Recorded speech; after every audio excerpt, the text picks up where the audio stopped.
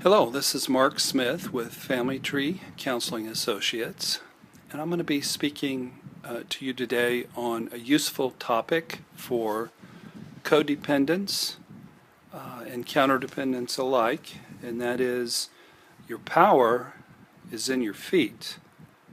Back up from unsafe people. Many years ago, when I was a kiddo, there was a cartoon character that I remember having a certain line, but through the years I've always asked people, do you remember who that was? And no one could remember. I searched online today for about 20 minutes before I found it, and it was Fearless Fly. Does anybody out there over 50 years old remember Fearless Fly? He had magical glasses, and when he didn't have his glasses on, he was weak, so he would go, "My power is in my glasses." And he would be a superhero as long as his glasses were on. And I do have some nice new glasses, but I'm not suggesting that's the case with me. I'm suggesting that it made me think of your power isn't in your glasses, it's in your feet. You can't change people, you can't control people. You can't manipulate people. It's not healthy to manipulate people, but you can walk away.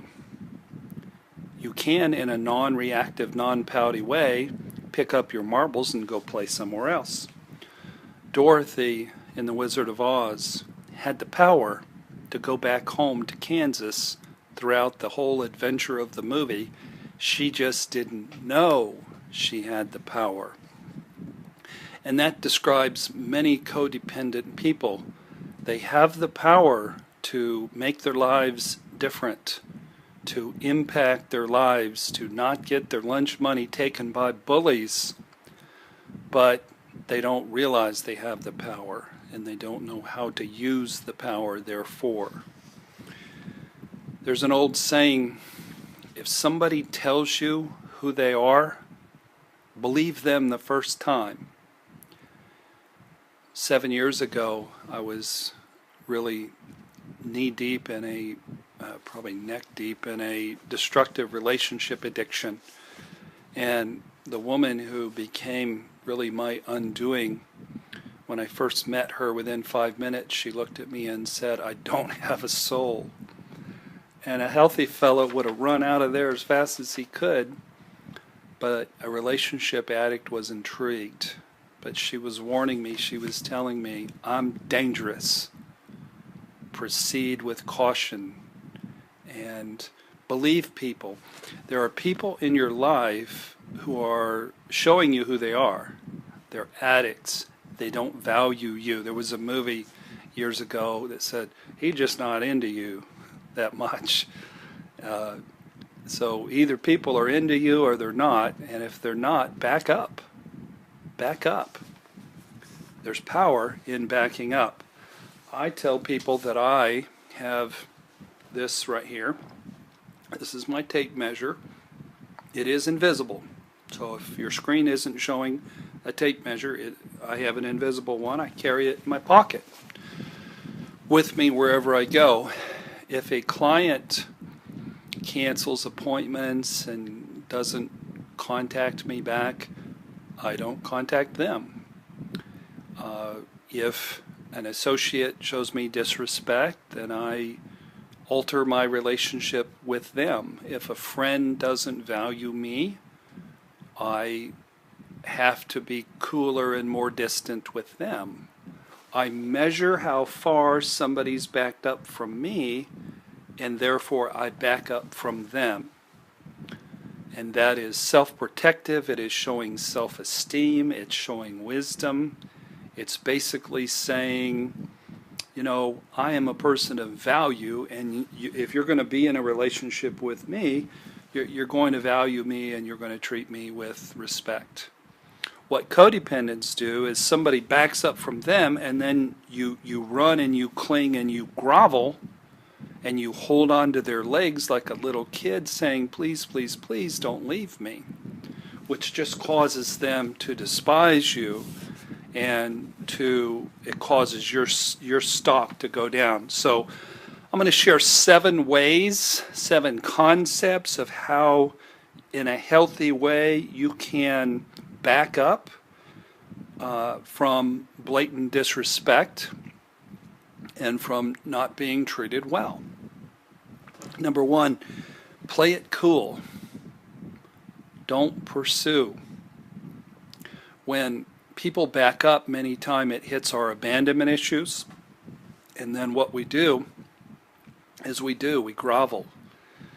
They're not returning our calls, so we text them 17 times. Not cool, not sexy, not confident, isn't going to work. There's a book called Love Must Be Tough by the Christian author James Dobson that I've had many people read. It's about how to handle it if your spouse is having an affair. Well, you have to back up. You cannot stay put, and you certainly shouldn't grovel and throw yourself at them, even though that's the temptation. He told a story in the book that when he was early on dating his future wife, he was a big man on campus and everything was cool. But then he went into ROTC, and he comes back a couple years later. He's an obscure graduate student. She's the homecoming queen at USC. And there's a lot of fellows in line who would like a life with her, and she started to not value him as much as she previously had.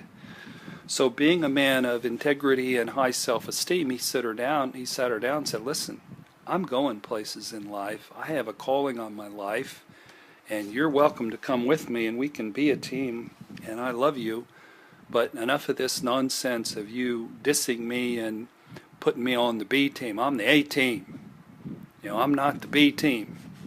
So that little talk offered her an attitude adjustment, and she got on board, and the rest is history. They became one of the healthiest and most helpful couples really in the recent history of our country. A second way in our culture where we back up from people, we put people in our culture on probation, or we suspend them.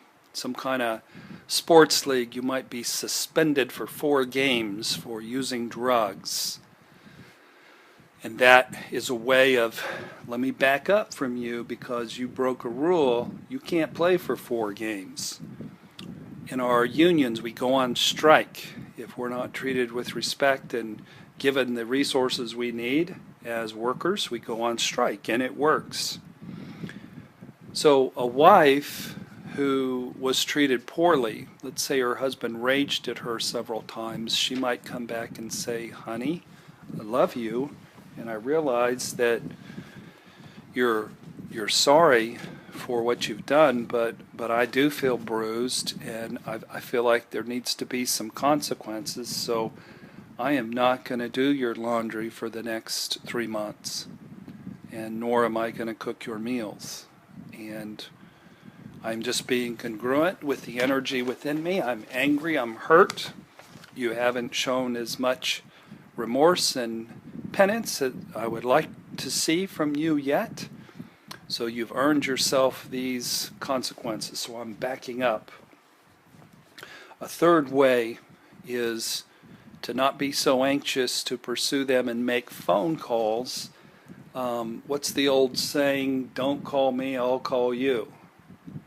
Well, what needy codependents do is they always are the pursuer. Don't call me, I'll call you, a Hollywood producer might say.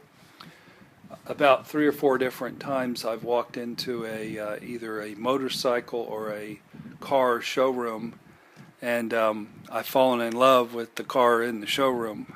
And the salesmen, they ain't dummies. They know when somebody's fallen in love with a vehicle, and I end up usually paying top dollar for my vehicles because I just am in love, and I just got to have that motorcycle or that car. If I would walk away and come back in 3 weeks and then walk away again, I would have got a lot better deal. And that's how it works in love, and that's how it works in work. When we're negotiating contracts with athletes, if the athlete, is all anxious and they scoop up the first offer, then they're not going to get very good offers, and sometimes you need to take your talents and go somewhere else. We just saw that in Indianapolis with one of our best players, Mr. Lance Stevenson.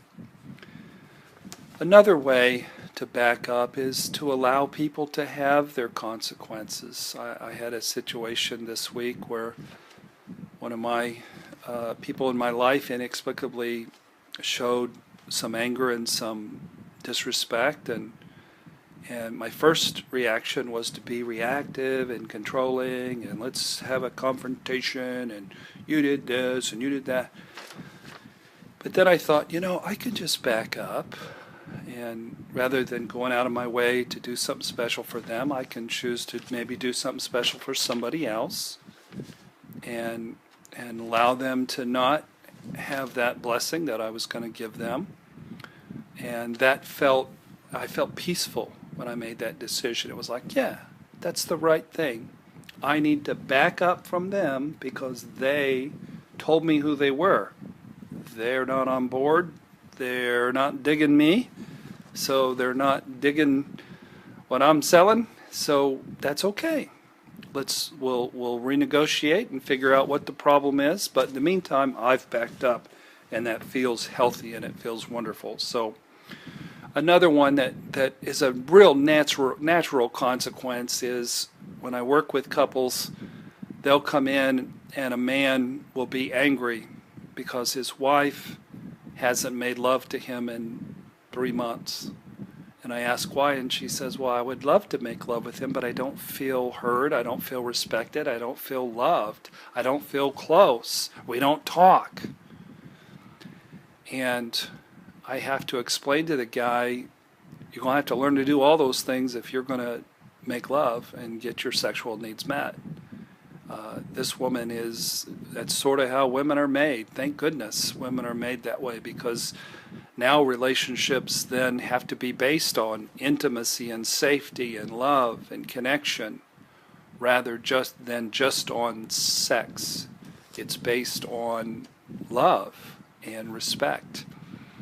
So I encourage women. I say, good for you. That's healthy. And only make love when you feel like you are loved and you feel that special warm connection. And it's been a strong motivation for many a man to learn all those things because, that's an important thing to most men. So backing up in that way is not manipulation, it's not control, it's not using sex as a weapon, it's being authentic, and it's backing up to protect one's feelings. Another way of backing up that has been traditionally very powerful and effective in our practice has been separation. There's a book we recommend, Should I Stay or Should I Go? How a Controlled Separation Can Save Your Marriage.